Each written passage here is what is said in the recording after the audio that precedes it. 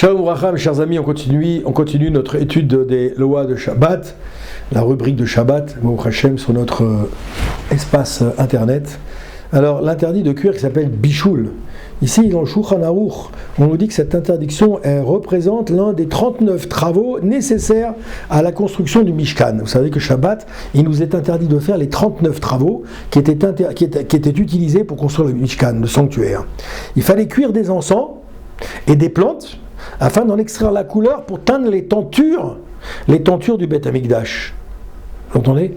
C'est de là que vient cette interdiction. Par conséquent, le fait de cuire un aliment, un liquide ou même une plante représente une interdiction de la Torah, puisque j'utilisais ces liquides et ces plantes pour faire les tentures du Beth Amikdash ou du Aron HaKodesh, peu importe. Il n'existe pas de différence entre les différentes sortes de cuisson, que ce soit par le feu, que ce soit au four, que ce soit par friture. Pourquoi doit-on manger chaud pendant Shabbat ? C'est-à-dire, j'ai envie de manger froid Shabbat, est-ce que j'ai le droit ? Première raison, pour ne pas ressembler aux Karaïtes. Les Karaïtes, ce sont des réformistes de l'époque du Talmud, oui, de l'époque du Talmud, qui n'acceptaient pas la Torah orale, mais seulement la Torah écrite. Oui. Or, tous les travaux interdits du Shabbat, ils ne sont pas explicités dans la Torah écrite, ils sont explicités dans la Torah orale. On voit ça d'abord, chapitre 7 de Shabbat, page 74b. Le fait de manger chaud montre donc notre croyance dans l'origine divine de la Torah orale, contrairement aux Karaïtes qui mangeaient froid pendant le Shabbat. Deuxième raison, pour réaliser la mitzvah de ressentir les plaisirs du Shabbat. C'est pour ça qu'il est bien de manger chaud pendant le Shabbat. Donc parce que tu vas éviter tous les parcours que j'ai cités tout à l'heure, juste avant, et deux, bénédiction des ustensiles. Alors ensuite, on a ce qu'on appelle un keli sheni. Un keli sheni, c'est un second ustensile. C'est le récipient dans lequel est versé le contenu du keli rishon. Keli rishon, c'est le contenu qui est sur le feu, ou bien alors qu'on ne pas un koum-koum, un truc comme ça, d'accord ? Ça, c'est keli rishon. Ça peut être un verre, une assiette, un plat. Par exemple, un verre dans lequel on a versé de l'eau d'une bouilloire ou d'une casserole posée sur le feu, c'est considéré comme keli sheni. Ouais. Même si la température de l'eau versée, elle est supérieure à 45 degrés, qui s'appelle Yad Soledet Bo, cela reste tout de même un keli, étant donné qu'il a été transversé. D'accord ? Nos sages, je vais encore quelques lignes, nos sages enseignent qu'un aliment déjà cuit ne peut pas cuire à nouveau. Il y a en bichoul, achare bichoul, comme ça c'est marqué dans la Shulchan Aruch. Par conséquent, il est permis pendant le Shabbat de déposer un aliment directement sur la plaque de Shabbat à deux conditions. Que ce plat, il enseigne qu'un aliment déjà, que nos sages enseignent qu'un aliment déjà cuit ne peut pas cuire à nouveau. Bichoul achar bichoul.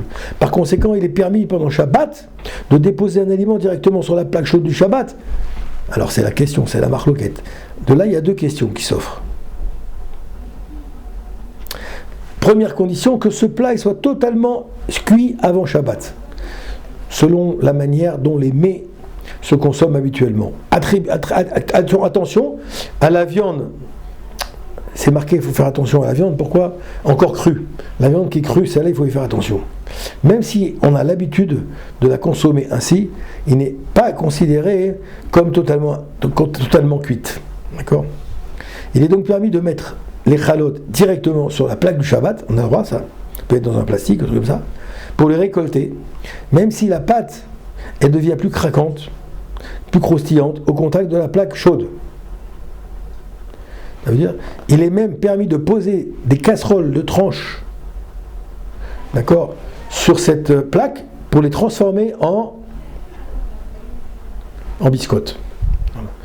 Le café, enfin, il est permis de mettre du café dans un verre vide et de verser directement de l'eau bouillante de la bouilloire. Il n'y a pas de problème aujourd'hui pour faire comme ça. En effet, qu'aujourd'hui, toutes les trappes de café en grains moulus instantanés, elles sont torréfiées, elles sont considérées comme cuits. D'accord ? C'est torréfié, considéré comme cuit. Dernière chose, on nous dit ici dans ce chapitre-là, qui n'est pas complètement terminé, loi sur le thé. Les plantes contenues dans le sachet de thé ne sont pas cuites, mais seulement elles sont séchées. D'accord ? C'est pourquoi, en versant de l'eau bouillante dans le keli rishon,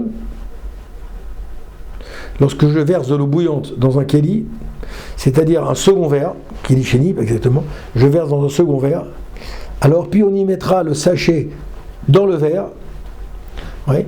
Concrètement, on verse d'abord de l'eau dans une brosse, on verse de l'eau dans une tasse plus exactement, puis ensuite on va la transvaser dans une seconde tasse sèche. C'est comme ça qu'on va faire un keli sheni.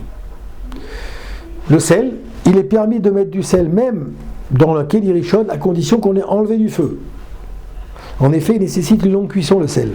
Il ne pourra donc pas cuire dans un récipient qui ne se trouve pas à plus de qui se trouve à une certaine distance du feu. De plus, à notre époque, le sel était un processus malheureusement qui était difficile. C'est un processus qui était semblable à une stérilisation. Aujourd'hui, c'est un peu ce qui se passe. Voilà. Pour terminer, on nous parle ici du sucre. Il est permis de mettre du sucre dans un verre dans lequel on verse de l'eau bouillante. En effet, le sucre déjà cuit, il n'y a pas d'interdiction. Et ce sera prêt peut-être sur des morceaux plus petits. Voilà, mes chers amis. Bracha ve'atzlacha.